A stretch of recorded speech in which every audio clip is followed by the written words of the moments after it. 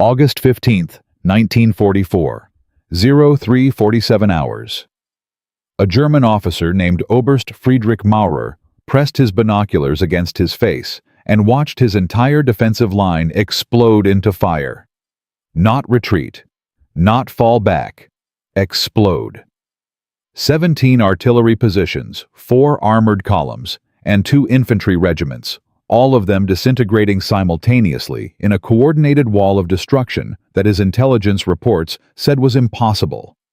His radio operator was already dead. His second in command was already running. And somewhere in the darkness beyond those burning positions, an American general named Lucian Truscott was already 22 miles past where Maurer thought he was. Maurer grabbed his pistol, looked at it for 3 seconds, then threw it into the dirt. There was nothing left to defend. By sunrise, 79,000 German soldiers would be in American captivity, and the man responsible had fallen asleep in a field tent 6 hours earlier, completely confident this would happen exactly as planned. 3.5 million. That is the number of enemy soldiers killed by just 5 American generals between 1941 and 1945. Not wounded, not captured, killed. More than 1,100 generals served in World War II, but only 5 of them produced casualty numbers so catastrophic that enemy high commands restructured their entire strategic planning the moment intelligence confirmed these men were operating in their sector. Today, we rank them. And the mathematics behind these 5 men will permanently change how you understand American military power in the 20th century. Here is what the history books buried. The conventional narrative of World War II gives you Patton's speeches and Eisenhower's politics and Nimitz's aircraft carriers. What it does not give you is the cold arithmetic of who actually killed the most enemies while losing the fewest Americans. That calculation produces a ranking that will surprise you. The most famous general is number 2. The man most Americans cannot name is number 3. And he killed more enemy soldiers than anyone in the European theater. And number 1 never appears in Hollywood films, never gave iconic speeches, and died in 1964 with a reputation more complicated than brilliant. Yet, the mathematics of his campaigns represent the most efficient killing operation in the history of American warfare. Before we get to the rankings, understand the standard we are using. Enemy casualties per American life lost. Territory secured per day of combat. Intelligence disruption, meaning how severely these generals degraded the enemy's ability to understand what was happening to them. And operational efficiency, how consistently they achieved their stated objectives versus actual results. These are not romantic metrics. They are the brutal accounting of war, reduced to numbers, and the numbers tell a story that is more interesting than any screenplay. Number 5. Lieutenant General Lucian Truscott. And the first thing you need to understand about Lucian Truscott is that before the war, he was a cavalry officer who had never commanded anything larger than a regiment in combat. He was not the obvious choice for anything spectacular. He was lean, quiet, and spoke in a permanent rasp from a throat injury. His staff officers described him as a man who said very little and expected you to understand everything. When he walked into a briefing room, the temperature in the room dropped. Not from fear. From the specific pressure of being near someone who has already decided what is going to happen and is simply waiting for everyone else to catch up. Allied Command's assessment in August 1944 projected 90 days to secure southern France and link American forces advancing from Normandy with the invasion force coming through the Mediterranean. The German 19th Army, 285,000 soldiers with established defensive lines and prepared fallback positions, was expected to conduct a grinding, costly withdrawal that would bleed American units throughout autumn and into winter. This projection was created by experienced planners using every available piece of intelligence. It was completely wrong. Truscott did it in 28 days. The mechanism behind that number was something Truscott had developed years earlier and implemented with such relentless consistency that it had become institutionally embedded in every unit he commanded. He called it the Truscott Trot. Standard American infantry doctrine prescribed a march pace of 2.5 miles per hour in full combat gear. Truscott trained his units to sustain 5 miles per hour. Not in short bursts. Sustained. For hours. Carrying everything. The physical conditioning program he imposed on 6th Corps was considered excessive by contemporary standards. His men hated it, and then they used it to appear in places the Germans calculated were physically impossible for American infantry to reach. German defensive planning in 1944 operated on precise assumptions about American unit movement rates. A commander defending a position knew within a margin of a few hours when American forces could arrive based on their last known position. Those calculations fed artillery registration reserve positioning and fallback timing. Truscott's units arrived 24 hours before German calculations said they could. Artillery was not registered. Reserves were in transit. Fallback positions were unmanned. By the time German commanders issued the order to respond, Truscott's lead elements were already 20 miles past the position being defended. German intelligence began receiving reports that described what appeared to be 3 separate American armies operating in the same sector simultaneously. Units were being hit from directions that required different forces to be in different locations at the same time. The reports were flagged as contradictory and potentially the result of American deception operations. They were not deception. They were one corps moving so fast that it was generating contact reports that looked like multiple units to analysts trying to track it on a map. The Germans gave Truscott's command a name: Geisterarmee, Ghost Army.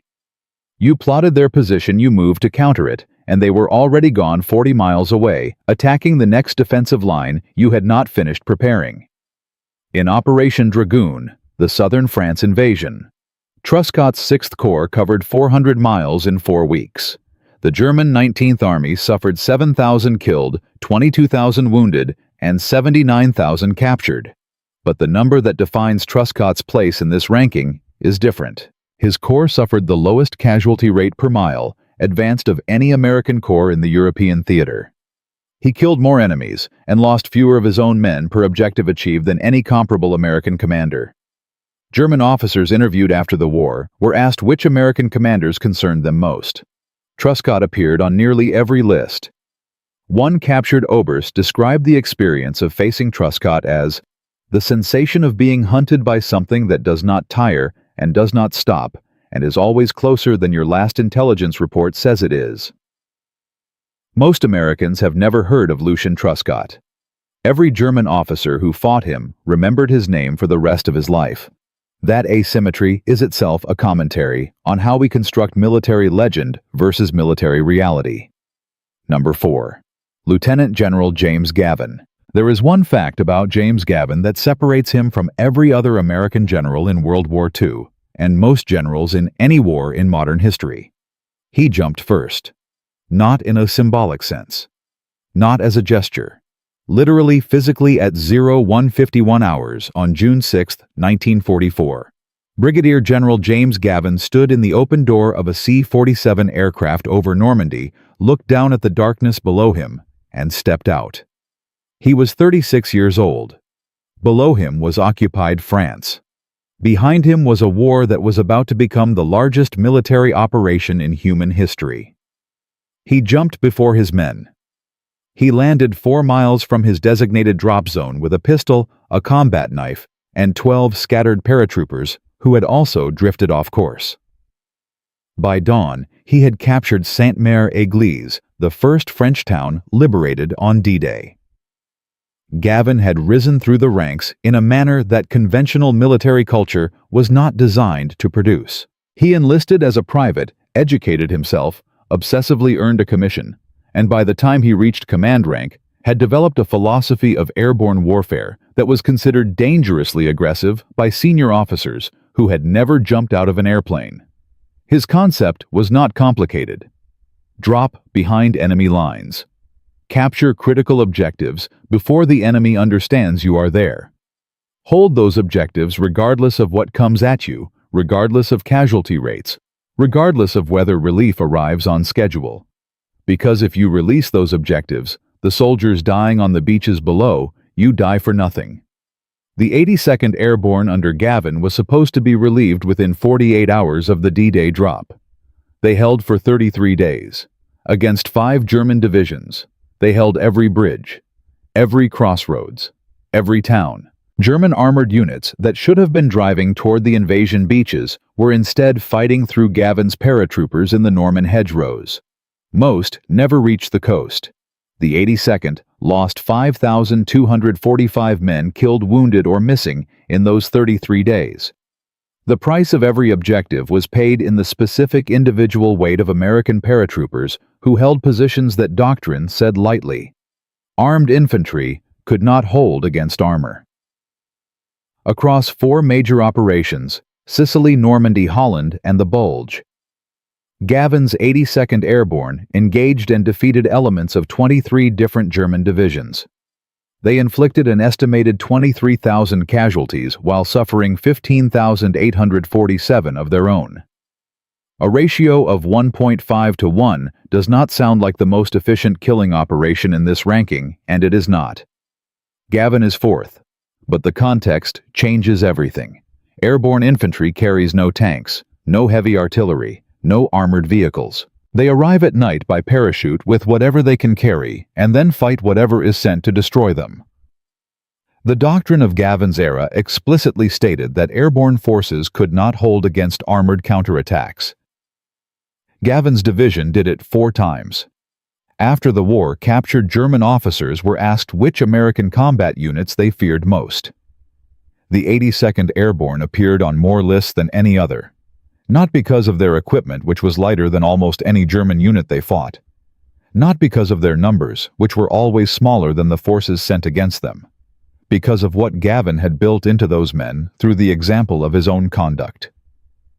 When your general jumps first, when your general lands in the dark, 4 miles from where he is supposed to be, with 12 men and a pistol, and by morning has liberated a town, a specific thing happens to the men who follow him. They stop calculating survival odds. They start calculating objectives, and soldiers who have stopped calculating survival odds are terrifying to fight. James Gavin became the youngest major general in the United States Army at age 37. He died in 1990. The 82nd Airborne still uses his principles. Lead from the front. Jump first. Never order your men to do what you will not do yourself. These sound like the kind of things printed on motivational posters. For Gavin, they were operational doctrine executed in the cold darkness over Normandy at 0151 hours on the most consequential morning of the 20th century. 2 generals down, 3 to go. And here is what you need to understand about what is coming. The man ranked 3rd killed more enemy soldiers in the European theater than Patton. More than Eisenhower. More than anyone.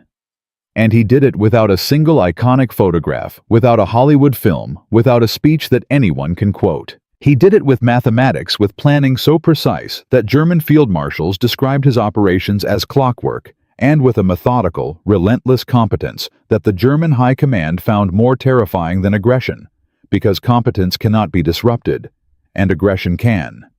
His name is Omar Bradley. And in Part 2, we will show you exactly how one quiet, unflashy general from Clark, Missouri, built the most destructive military machine the European theater had ever seen, broke the entire German front in Normandy in 72 hours, and then did something at the Battle of the Bulge that no other commander in the war had done. He identified the German main effort within 18 hours, while every other general in Europe thought it was a limited attack. What happened next changed the outcome of the war. That is next. June 6, 1944. 0630 hours. Omaha Beach, Normandy. 200 American soldiers died in the first 90 seconds. Not the first 90 minutes. The first 90 seconds. The ramps dropped, the machine guns opened, and men who had been alive and breathing and thinking about their families in Ohio and Georgia and California were dead before their boots touched French soil. By 0800 hours, the beach was a slaughterhouse. Bodies in the surf. Officers screaming into radios that nobody was answering. And somewhere in England, in a command caravan that smelled of pipe tobacco and carefully pressed wool, Field Marshal Bernard Law Montgomery was looking at his maps and deciding with characteristic certainty exactly how the breakout from Normandy would proceed. His way, on his timeline, with his name on the victory. What he did not know, what he could not have calculated from his caravan, was that his decisions over the next 6 weeks would hand Germany a gift that would cost the Allied cause 100,000 additional casualties and push the end of the war further into the future than anyone in that command structure was willing to admit. To understand what happened in Normandy, you have to understand what Montgomery had promised. The plan called for British and Canadian forces under his command to capture the city of Caen within the first 24 hours of the invasion. Caen was the anchor. Caen controlled the flat terrain to the east that would allow Allied armor to break out into the French interior. Caen was supposed to fall on day 1. It did not fall on day 1. It did not fall in the first week. It did not fall in the first month. Montgomery's forces attacked Caen 11 times between June 6th and July 9th. They lost thousands of men. They burned through tank reserves at a rate that alarmed the entire Allied High Command. And the city, or what was left of it after the bombing, finally fell on July 9th, 33 days after it was supposed to be in Allied hands. Montgomery's response to this failure was the moment that defines him more completely than El Alamein ever did. He rewrote the plan. Not covertly, not quietly, but openly in official communications, in briefings to Eisenhower, in documents that are still in the historical record. He declared that the Caen delay had always been intentional, that his role was to draw German armor to the British sector, to fix it there, to create the conditions for an American breakout on the western flank. This was, he insisted, exactly what he had planned from the beginning. The British press accepted this version enthusiastically. Several senior British officers who knew it was false said nothing because Montgomery's reputation had become structurally important to British national morale, and nobody with career ambitions was willing to be the person who publicly dismantled it. Omar Bradley, commanding the American First Army on the western flank, read these communications with an expression his staff described as the specific stillness of a man deciding not to say something he cannot take back. Bradley was not a dramatic person. He did not wear pistols on his belt. He did not give speeches. He was a quiet man from Missouri who had grown up poor, earned everything through examination scores, and demonstrated competence, and had the particular self-discipline of someone who had learned early that the world did not reward complaints. He filed Montgomery's revised history of Caen in the appropriate folder and went back to his maps. But Bradley's maps were telling him something that Montgomery's revised narrative could not accommodate. The Germans were bleeding on the Caen front. Montgomery was correct about that much. German armor was concentrated to the east. The western flank, Bradley's flank, was held by infantry divisions without adequate armored support. There was a gap in the German line near St. Lo. A specific, quantifiable gap. And Bradley had an idea about what to do with it that his staff initially described as suicidal. Operation Cobra. The concept was simple in the way that only genuinely revolutionary ideas are simple. Concentrate 1,500 heavy bombers on a 5-mile section of front. Saturate it completely. Destroy every defensive position, every artillery piece, every command structure within that corridor. Then send 7 armored and infantry divisions through the gap before the Germans can recover. The timing window between the last bomb falling and the first German recovery was estimated at between 2 and 6 hours. Bradley planned to put his entire breakout force through a 5-mile hole in 6 hours. His corps commanders looked at the plan and then looked at each other. One of them later, in a private letter, wrote that listening to Bradley explain Cobra was like watching a very calm man describe jumping off a cliff and explaining exactly why he would not hit the ground. July 24, 1944. The bombers flew early. A navigation error brought some of them over American positions. Friendly fire killed 25 Americans and wounded 131 more. Bradley did not cancel the operation.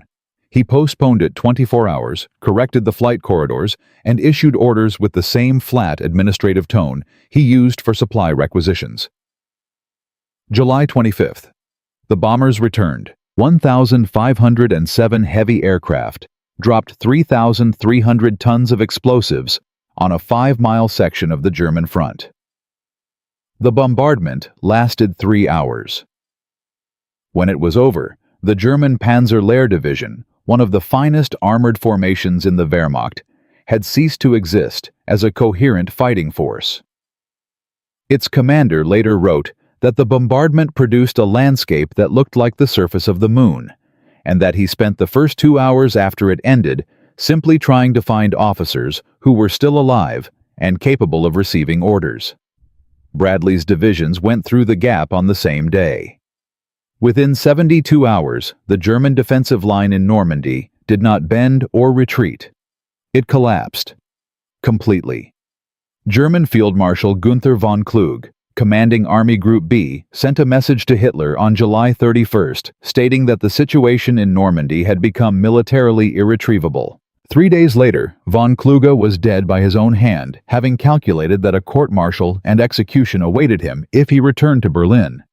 His replacement looked at the same maps and reached the same conclusion. Within a month of Operation Cobra, Paris was liberated.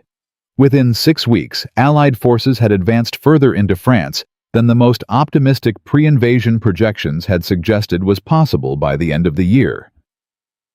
Montgomery, watching this from his headquarters, filed his reports carefully. He emphasized British operations. He adjusted language with practiced precision. He was already building the architecture of a post-war narrative in which Cobra was the logical result of his con strategy, in which Bradley's breakout was the intended culmination of his design. Bradley read these reports and said nothing publicly. Patton, commanding the newly activated Third Army unleashed through the Cobra Gap, said quite a lot privately that cannot be reproduced in its original form. Because here is what Montgomery's narrative required everyone to ignore. The gap that Bradley exploited existed on the American sector. The bombing plan was Bradley's. The timing was Bradley's.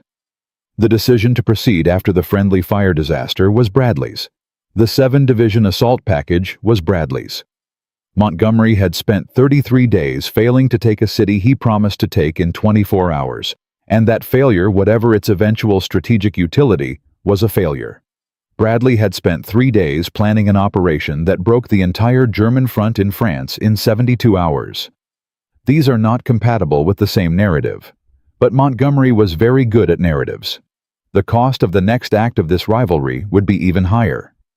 Because Montgomery was not finished, he had a plan, a grand plan, an operation he believed would end the war by Christmas 1944, drive into Germany's industrial heart, and secure his place in history as the general who finished Hitler. He called it Market Garden, and he presented it to Eisenhower with such confidence, such carefully constructed argumentation, and such implicit threat to his own cooperation, if refused, that Eisenhower approved it, despite the reservations of almost every American commander in the theater. Bradley thought it was reckless. Patton thought it was insane. They were both right. But Montgomery had the reputation, had the British political backing, had the narrative control. And so, in September 1944, 35,000 Allied paratroopers would drop into Holland on the basis of intelligence that Montgomery's headquarters had examined and chosen to discount. Intelligence that showed SS Panzer divisions refitting in the exact area where his paratroopers were supposed to land and hold for 48 hours. Someone had looked at those reconnaissance photographs. Someone had written the assessment. And someone at a level with the authority to act on it had decided that the operation would proceed regardless. Who made that decision and why, and what it cost the men who jumped into the guns of 2 SS Panzer divisions, thinking they were landing in lightly defended Dutch countryside? That is the story that begins in Part 3. Because what happened at Arnhem was not a near miss. It was not bad luck. It was the predictable result of what happens when ego is allowed to make operational decisions that should be made by intelligence. One bridge too far. 48 hours too late. And a British general who would spend the rest of his life explaining why it was not his fault. Part 3 begins at the bridge. September 17, 1944. 1400 hours. Arnhem, Holland. 35,000 Allied paratroopers were already in the air. In Part 1, we watched Montgomery stall at Caen for 33 days, while promising results in 24 hours. In Part 2, we watched Bradley break the entire German front in Normandy in 72 hours with Operation Cobra, and we watched Montgomery immediately rewrite that victory as the logical result of his own design. The cliffhanger was simple. Montgomery had a new plan, a grand plan, an operation he claimed would end the war by Christmas 1944. Eisenhower had approved it. Bradley and Patton thought it was catastrophic. And 35,000 men were already falling through Dutch skies toward a bridge that intelligence reports said was defended by 2 SS Panzer divisions, refitting after the Normandy campaign. Those reports had been reviewed. They had been filed, and the operation had proceeded anyway. Now the mathematics of that decision were about to be paid in the specific, irreversible currency of human lives. The German reaction to Market Garden was not surprise. That is the first thing you need to understand. Field Marshal Walter Model, commanding Army Group B in Holland, had received intelligence summaries warning of an Allied airborne operation for 72 hours before the first parachute opened.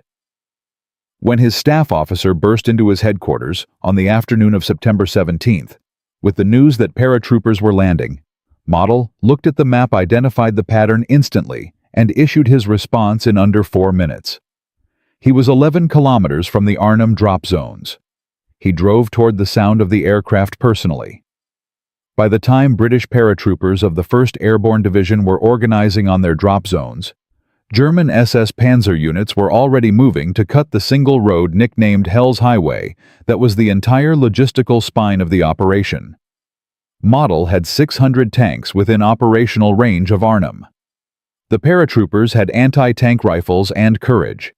The exchange ratio was not going to favor courage. At the Arnhem Bridge itself, Lieutenant Colonel John Frost led approximately 750 men to the northern end and held it for 4 days against everything the 9th and 10th SS Panzer divisions could send against them.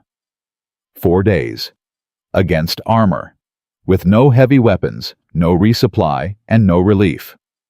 German commanders later described Frost's defense as the most tenacious small unit action they encountered in the entire Western campaign. The Germans needed 72 hours to destroy it, and it cost them over 1,100 casualties to kill or capture 750 lightly armed paratroopers. But destroy it, they did. Of the 10,000 British and Polish paratroopers who dropped near Arnhem, approximately 1,900 escaped back across the Rhine. Over 1,400 were killed. Nearly 6,500 were captured. The bridge was never taken. The war would not end by Christmas. And Bernard Montgomery was already writing his report. His report described Market Garden as 90% successful. This assessment entered the historical record and stayed there for decades, protected by the institutional architecture of British military reputation. What it required the reader to ignore was straightforward. The operation's single strategic objective was to cross the Rhine at Arnhem and establish a bridgehead into northern Germany. That objective failed completely. Calling that 90% successful required a specific relationship with mathematics that only ego can produce. Bradley read the report. His response, recorded by his aide Chester Hansen in a diary entry dated October 3, 1944, consisted of 4 words that cannot be printed verbatim, but conveyed comprehensive disagreement with Montgomery's arithmetic. The internal pressure within Allied command after Market Garden was severe enough to affect operational planning for the next 2 months. Eisenhower, trying to maintain coalition cohesion, refused to publicly assign blame. Montgomery retained his command. The American commanders who had opposed the operation were not vindicated publicly. Resources that could have been directed toward Patton's Third Army, which was advancing rapidly through France and running out of fuel, had been diverted to support Market Garden's logistics. Patton, who had been forced to halt his advance in September while fuel was redirected north later, calculated that his army could have reached the Rhine 6 weeks earlier with uninterrupted supply. 6 weeks. In the winter of 1944, 6 weeks was not an abstraction. 6 weeks was the Battle of the Bulge. December 16, 1944. 0530 hours. The Ardennes Forest, Belgium, and Luxembourg. 200,000 German soldiers and 600 tanks attacked through dense forest and fog across an 80-mile front. The Wehrmacht's last major offensive in the West. Hitler's plan was to split the Allied armies, recapture Antwerp, and force a negotiated peace. 24 German divisions hit 4 American divisions. The American front collapsed in hours. Towns fell. Units were surrounded. Communication lines went down. In the first 48 hours, the situation reports reaching Allied headquarters described something that looked less like a military engagement and more like a disintegration. Most Allied commanders needed several days to determine whether this was a major offensive or a large spoiling attack. Omar Bradley determined it within 18 hours. At 1400 hours, on December 16th, 6 hours after the first reports reached his headquarters, Bradley identified the weight of the German effort, mapped the axis of advance, and understood that the objective was Antwerp. He immediately began repositioning forces. He called Patton and asked how quickly Third Army could pivot 90 degrees north and attack into the German southern flank. Patton told him 72 hours. Bradley told him to do it in 48. December 22nd. The 101st Airborne Division had been surrounded in Bastogne for 6 days. The town controlled 7 road junctions. Without it, German armor could not sustain the advance westward. German General Heinrich Freiherr von Luttwitz sent a formal written demand for surrender.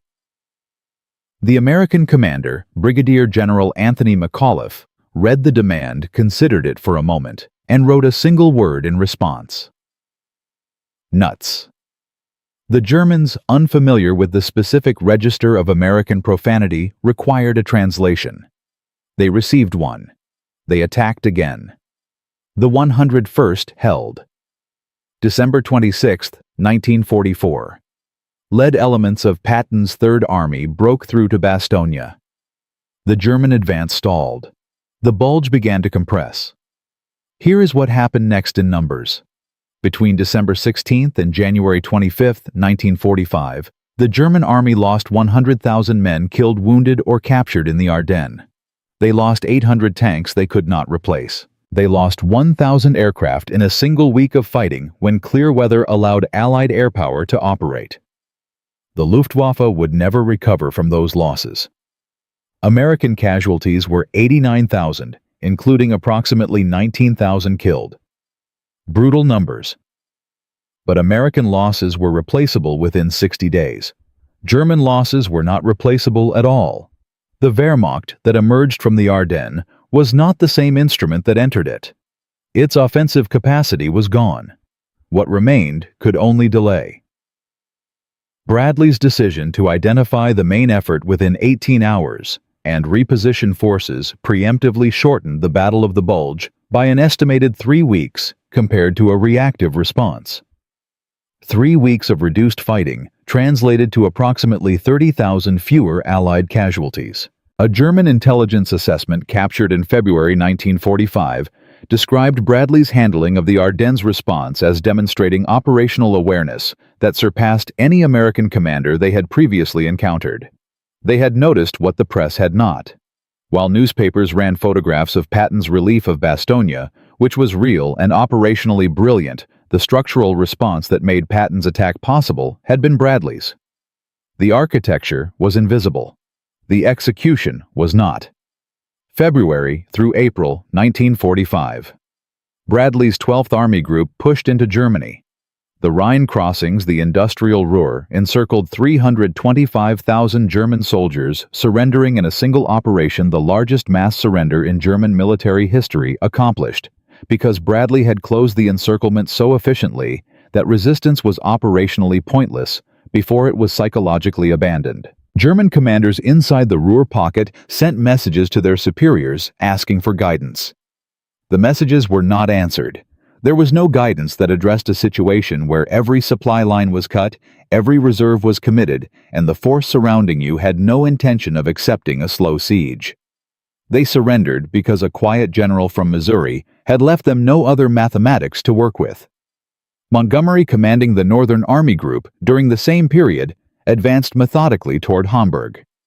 His operations were competent. They were careful. They produced results. They did not produce the kind of numbers that Bradley's sector was generating, and they did not produce them in the same time frame. His relationship with Eisenhower, already strained by Market Garden, deteriorated further when he requested operational command of all Allied ground forces in the final push into Germany. Eisenhower declined. Montgomery appealed to Churchill. Churchill, with characteristic political instinct, declined to override his supreme commander. Montgomery was left with his army group, his reputation, and his notebooks, in which he was already writing the definitive account of how he had guided the Allied campaign to victory. By May 8, 1945, VE Day, the mathematics were complete and they were not ambiguous. Montgomery's forces had fought well. His army group had contributed substantially to the final defeat of Germany. But the gap between his reputation and his results, between the narrative he had constructed and the operational record, was quantifiable. Market Garden had failed at a cost of 17,000 Allied casualties for zero strategic gain. The Caen delays had extended the Normandy campaign by 4 weeks. The resource redirection that halted Patton in September had, by credible operational analysis, extended the European war into 1945, when it might otherwise have concluded in late 1944. How many lives those weeks and months contained is not a calculable number with precision, but it is not zero. It is not close to zero. And the men who died in the Hurtgen Forest in November 1944, the men who died in the Ardennes in December, the men who died in the Rhine crossings in March 1945, some of them died in a gap between what a general promised and what he delivered, and that gap was covered consistently, methodically, by the most sophisticated reputation management operation in the Allied order of battle. Bernard Montgomery died in 1976. His memoirs, published in 1958, described his role in World War II in terms that most serious historians now regard as substantially detached from the documentary record. Omar Bradley died in 1981. His memoir sold modestly. George Patton was killed in a car accident in December 1945, 4 months after the war ended, and was buried in Luxembourg among his soldiers. His grave is the only one tourists visit. The legend is intact. The reality is more complicated. And the most important question about all three men is not who was the greatest general. It is a simpler question, a colder question. The question that the documents in the British National Archives, the American Army Center of Military History, and the captured German operational records all point toward with uncomfortable consistency. How many men died in the space between a general's reputation and his results? That question does not have a comfortable answer, but it has an honest one. And in Part 4, we follow that honest answer to its conclusion through the post-war testimony of German commanders, through the classified assessments that Allied censors suppressed for 30 years, and through the single document in Montgomery's own handwriting that his family tried to prevent from entering the public record. The truth about World War II's most celebrated general is stranger than his legend, and considerably darker. 3 parts. 4 generals. One question that has haunted military historians for 80 years.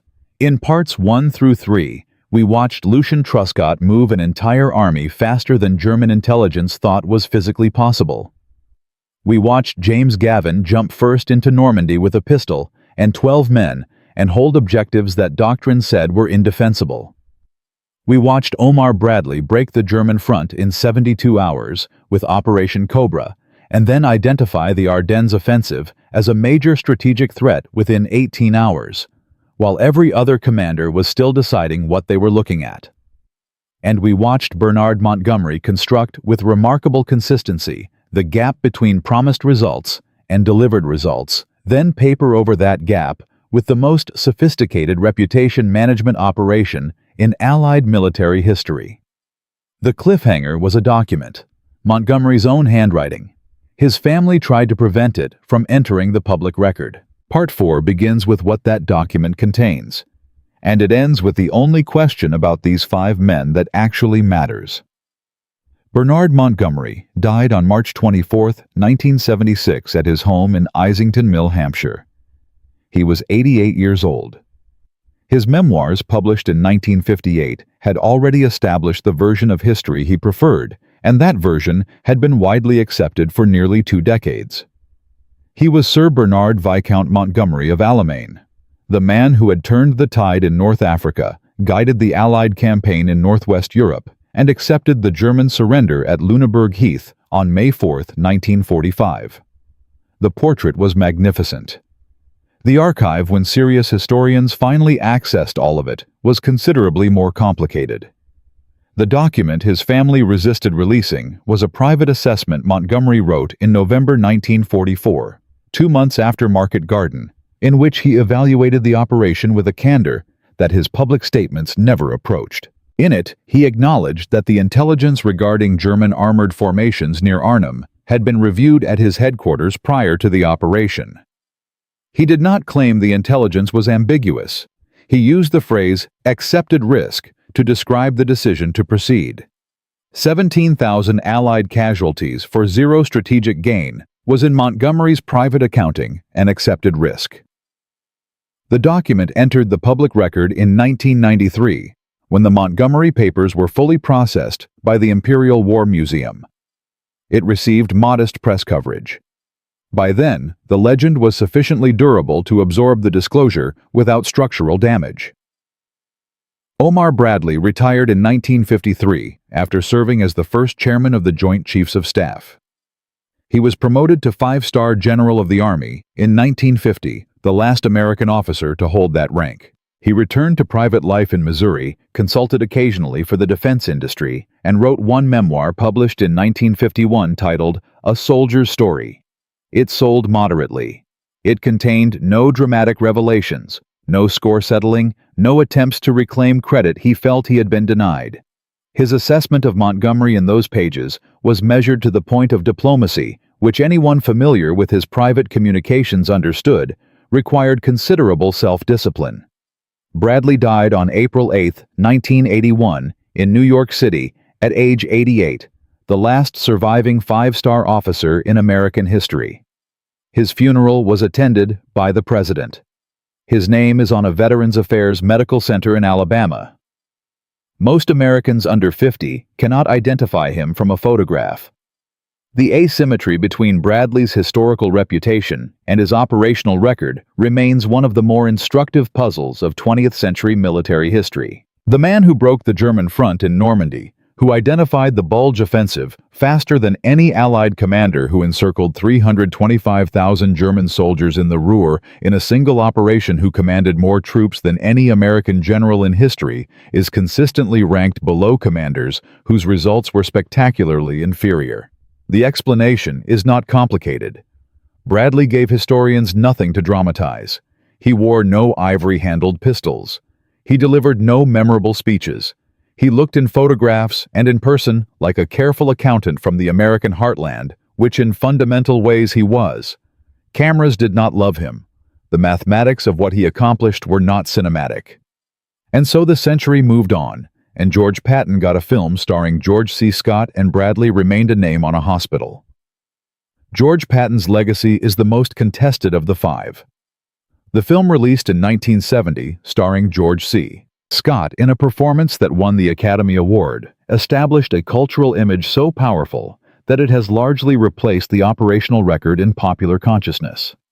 The film opens with Patton in front of an enormous American flag, delivering a version of a speech he actually gave to American troops, and that image has become the dominant American memory of World War II generalship. What the film does not show, because drama requires simplification, is the Lorraine campaign of autumn 1944, where Patton's insistence on continuous offensive action against fortified German positions cost 50,000 American casualties to advance 40 miles at an exchange ratio of 3 Germans killed for every American compared to his usual 9-to-1. The film does not show the arithmetic that placed him second in this ranking rather than first. The legend is intact, and the legend is not wrong exactly. Patton was genuinely brilliant, genuinely irreplaceable, genuinely terrifying to his enemies. He was also the American Army commander who lost the most American soldiers, and that number belongs in the same sentence as his victories. James Gavin left the Army in 1958, frustrated by the institutional resistance to airborne and air assault doctrine in the nuclear age. He became ambassador to France under President Kennedy, wrote 2 books about military strategy, and spent decades advocating for the principles of mobile warfare he had developed jumping out of aircraft over Sicily and Normandy and Holland. He died in 1990 at age 82. The 82nd Airborne Division still uses his name as a standard of conduct. Led from the front. Jump first. Never ask your soldiers to do what you will not do yourself. These principles, encoded in the institutional culture of American airborne forces, have influenced every American military operation from Korea to Afghanistan. The specific tactical inheritance of a 36-year-old brigadier general who landed 4 miles from his drop zone with 12 men and a pistol is still detectable in how American paratroopers are trained and led 80 years later. Lucian Truscott died in 1965. He never wrote a memoir. He gave almost no interviews. The Truscott Trot, the 5-mile-per-hour forced march pace that made his infantry appear in places the Germans calculated were impossible, was formally incorporated into American Army training doctrine after the war and remained standard for decades. Every American infantry soldier who has ever trained at double time is in a direct line of institutional descent, practicing something Lucian Truscott developed in the 1940s because he understood that speed was a weapon more decisive than firepower. His name does not appear in most popular histories of World War II. The Germans who fought him in post-war interviews, conducted by American military historians between 1954 and 1961, mentioned him with a consistency and a specificity of fear that no other American ground commander received. The soldiers who actually experienced Truscott's operational method remembered it as something categorically different from what they encountered elsewhere. Ghost Army. Something that moved faster than it was supposed to exist. The lesson that these 5 men collectively demonstrate is not the lesson that most military history communicates. The popular lesson of World War II generalship is that aggression wins, that boldness is decisive, that the commander who attacks hardest and fastest achieves the greatest results. Patton is the primary vehicle for this lesson in American culture, and it is not entirely wrong. Patton's results were spectacular. His aggression was decisive in specific contexts, but the ranking we have spent 4 parts establishing tells a more complicated story. The most efficient killer of enemy soldiers in this group was MacArthur, whose defining strategic insight was that you do not have to fight where the enemy is strong. You attack where they are weak, cut their supply lines, and let mathematics do the rest. The most efficient breaker of enemy armies in Europe was Bradley, whose defining characteristic was not aggression, but precision, not boldness, but the specific grinding competence of a man who never gave the enemy an error to exploit. Truscott's genius was not firepower, but speed, not destruction, but the ability to be somewhere before the enemy's calculations said you could be there. These are not the lessons that make good films. They are the lessons that won the war. The institutional resistance to innovation that these generals collectively overcame deserves its own examination. Every significant tactical advance represented in this story was initially rejected, dismissed, or actively opposed by existing military structures. The Truscott Trot was considered excessive and unnecessary by standard doctrine officers.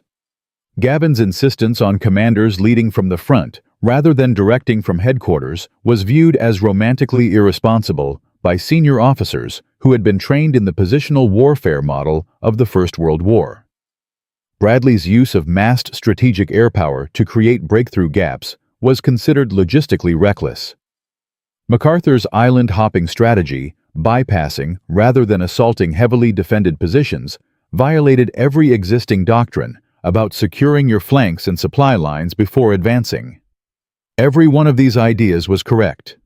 Every one of them was resisted. Every one of them succeeded because the man who believed in it was willing to be wrong in public if the alternative was being conventionally right, while the war continued to kill people at its existing rate.